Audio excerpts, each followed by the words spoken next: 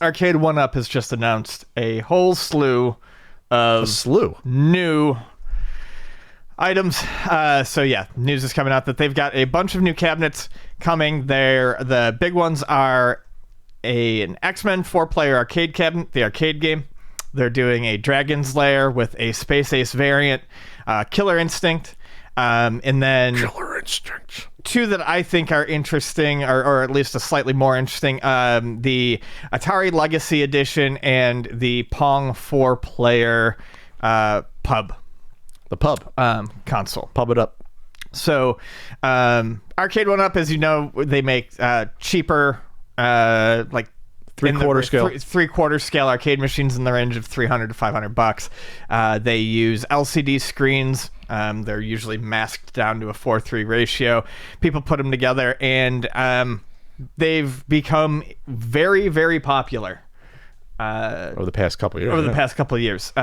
If you wait for sales and things like that, you can generally find them for relatively inexpensively at places like Walmart, and I think some of the big box shops, and people have started building small little arcades in their garages. I'm personally pretty torn on the Arcade1Up stuff. I think some of it is really cool. Some of it that uses the what's the word I'm looking for?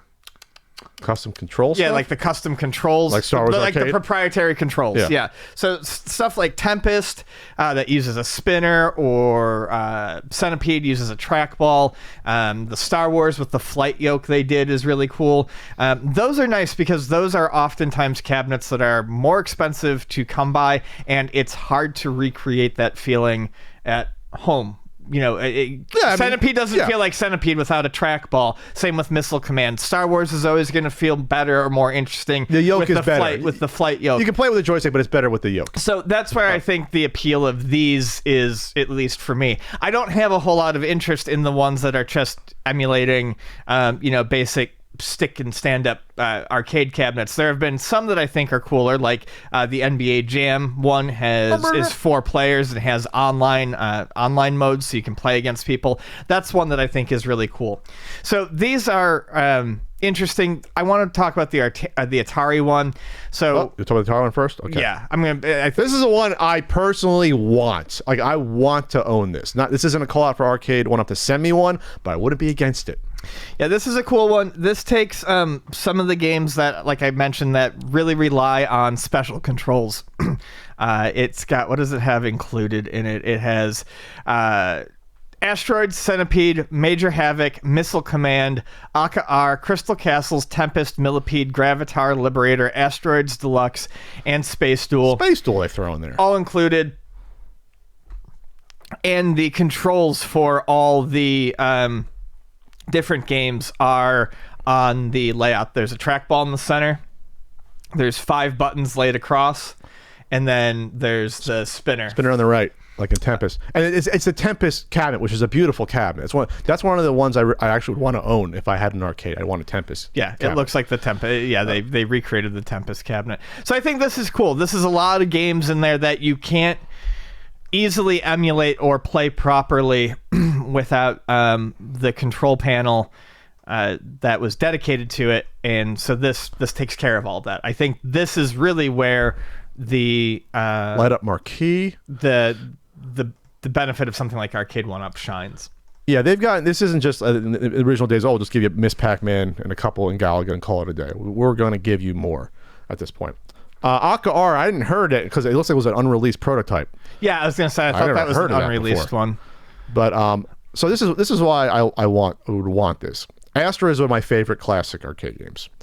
I like Centipede a lot. I like Missile Command a lot, and I love Tempest. Like you got them all. Like, I don't want any other Atari games ever besides those 4. Right. I'm good.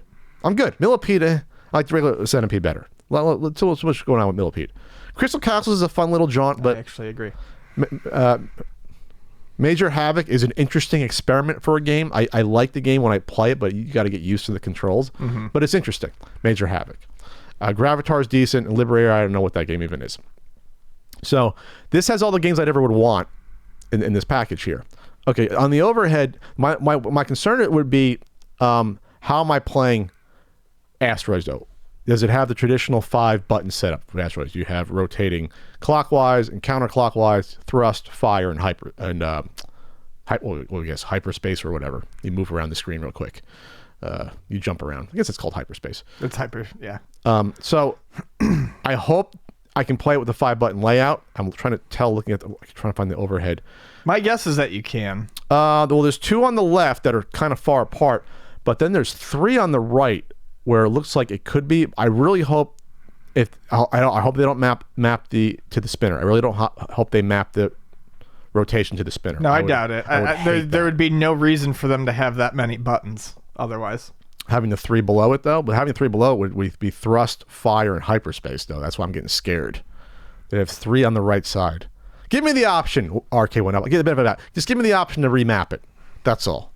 If not, I don't want to play asteroids like that. The rotating would get really weird and funky, constantly going back and forth to me, and not as precise, I think, as well. It's just a different feel. I would have to say, almost 100% certain that they're mapping it to the buttons. Okay, I'll trust you, because otherwise those 2 on the left are too far apart because you use the 2 fingers like this, Ian. Pointer and middle for the rotate left and right. Mm-hmm. That's how you do it. You go. Beep, beep, beep, beep, beep, beep, beep, beep. Sorry, I was trying to do the UFO voice or sound. Anyway, so that's that one. XMen. XMen Arcade has the 4-player game. Character designs based straight out of the legendary prior to the XMen anime pilot. Wouldn't call it legendary. It's interesting, but that's pretty much the inspiration. Yeah, when you look at the characters, it has Dazzler. I love Dazzler. So it has that. Then you also get Captain America and the Avengers, which is a fun game. And then the Avengers in Galactic Storm. I don't know that game. I don't know that game either. I don't know that one. This also adds the online play that NBA Jam had. Oh, that's pretty cool. So we could go at it. It's Colossus in there. Okay, Avengers in Galactic Storm was a 1995 fighting game developed and published by Data East. What? Oh, okay. It's the wacky looking one. Okay, I've seen this before. I have seen this either on a ROM. It's a fighting game with like weird, sort of like kind of polygonal graphics. Okay, I've seen this one. It looks like garbage, but I've seen this one. Oh, it sure does. Yeah, it's not really sprite based. It looks like it's like PS1 Rise of the Robots sort of fighting graphics. Remember Rise of the Robots? That's kind of what it looks like. Looks bad. All right, so that one doesn't excite me as much as that one. What about Dragon's Lair, Ian? Dragon's Lair is an interesting one for me because I love Dragon's Lair. This one has the trilogy. It has Dragon's Lair, Space Ace, and Dragon's Lair 2 Time Warp on it. Dragon's Lair. And they recreate the cabinet really nicely. They got the little LED readout. They've got the scoreboard that I love so much, and it's got the marquee that is trapezoidal. It's not flat across. That said, I don't know that I need to. You already got the 1/6 one, right? I love that fucking scale cabinet. Like the 1/6, what is it? Foot and a half? It's 1 foot. 1 foot. I really love that scale cabinet. And while this is cool, I don't. If I want this falls under the. It's not doing anything special. There's no special controls. It's not like this is coming with a Laserdisc player. Laser. If this would be neat if it was hackable to do other, run other Laserdisc games. That could be neat as like an all-in-one Daphne station. But at that point, personally, for me, I would just want to get the actual Dragon's Lair cabinet. I think one of the things about Dragon's Lair is not just the game, if you actually like it, but it's the cabinet itself. It's having the full-size cabinet. It's big. That's spendy nowadays. Sure, it absolutely is. That's probably a couple grand, I would think. It absolutely is. But like I said, my lack of excitement is not because it's Dragon's Lair. I like Dragon's Lair, and I like how they did this cabinet. But it's a joystick game. And at that point, like I said, I kind of lose interest in these Arcade1Ups if they're not using a specific control scheme that is hard to replicate. Maybe $4 grand. I'm looking at it. Holy shit! It's not that much. I've done research into it. The ones on eBay are stupid. You done look for one? I was bored once and I spent some time looking into it. But these are getting more money. Like these are stuff like 20 years ago you could have got for $500 probably. Sure. $400. They're over $1,000 now. Some of this stuff. So okay, there's that one. I think that one is interesting because it has, like you said, has something different. It has the little LED readout. I wonder you think those speakers are actually both functional on the top? They put speakers. I'd think they probably. I'd hope it wasn't just for show. I doubt it's for show. I think this is going to sell. This is going to be the seller. This one is going to go. I think this one. Which one? Dragon's Lair. Oh, sure. But this is going to sell more than you possibly would think. Like, because people want this weird experience of playing something if they weren't around for potentially. If I had more space, I'd be more interested. But it's easy for me to be like, no, I don't need this. Wait a few years. We're at Castle Ferguson, which sounds like it have a moat and a drawbridge. It would Castle have a Ferguson. moat, I promise you. So anyway, so that's interesting. All right, next up, Killer Instinct is an interesting one. So Killer Instinct. It has a rare custom riser on it with rare. All these have custom risers, by the way. The Atari one does. So Killer Instinct has Killer Instinct 1. Why wouldn't it? Killer Instinct 2. Then they throw in the pretty good Battletoads arcade game, which you don't see too often. Uncommon Cabinet. And then they give you a bonus just to do it. Battletoads Double Dragon, which I guess will be weird. The Super Nintendo one, I'm guessing.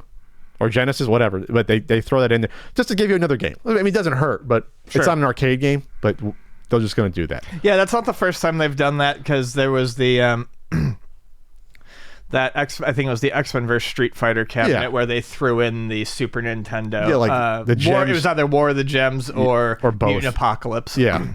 So this is an interesting one because I think the people that would be interested in this, like my cousin who loved Killer Instinct in the arcade, like the newer Killer Instinct people that are playing the new version, I might be too young to want this one. Maybe. It's an interesting offering. I don't think this will sell that well if I had to imagine versus some of the other ones, but it's interesting. Yeah, the Killer Instinct cabinet was never beautiful, as you can see. No, and they do a decent job of again recreating it. But yeah, it's not like it was ever a cabinet that jumped out. No, so it is what it is. So in throwing Battletoads with it just as I can, I guess that's cool. But you buy this because you're a Killer Instinct fan. All right, and then we have the Pong 4-player pub table. So it's a cocktail style, not almost cocktail, but pub style, because it's circular and it has one like I guess riser in the middle. 4-player Pong game. So you get 4 spinners, and then a button. So you can play Pong. Quadra Pong, 4 players. Pong doubles, Warlords. There you go. Warlords should be on have the there. button. Pong Sports. I'm not familiar with it. It sounds like some of these were these all arcade units, or these are like ones you bought for the TV? Circus Atari. I like Circus. They throw Atari. Tempest on it because you have a spinner, and Super Breakout. This, to me, looks like a gorgeous piece because it does have that retro late 70s look to it. It just looks like nice. It looks like it's something you'd see in the late 70s. Because Atari had like their 4-player like Atari football stuff, like had that same color scheme, right? Like it had like the yellow and orange stripes and the black and white, the white lettering on the black background. It looks gorgeous to me. Oh, I just not saying I want it. It looks gorgeous. I must have missed you, heard you saying it, or it went in one ear, not the other. Tempest. Yes, it includes Tempest. Hey, it has a spinner, right? Yeah, why and a not? button. Why not?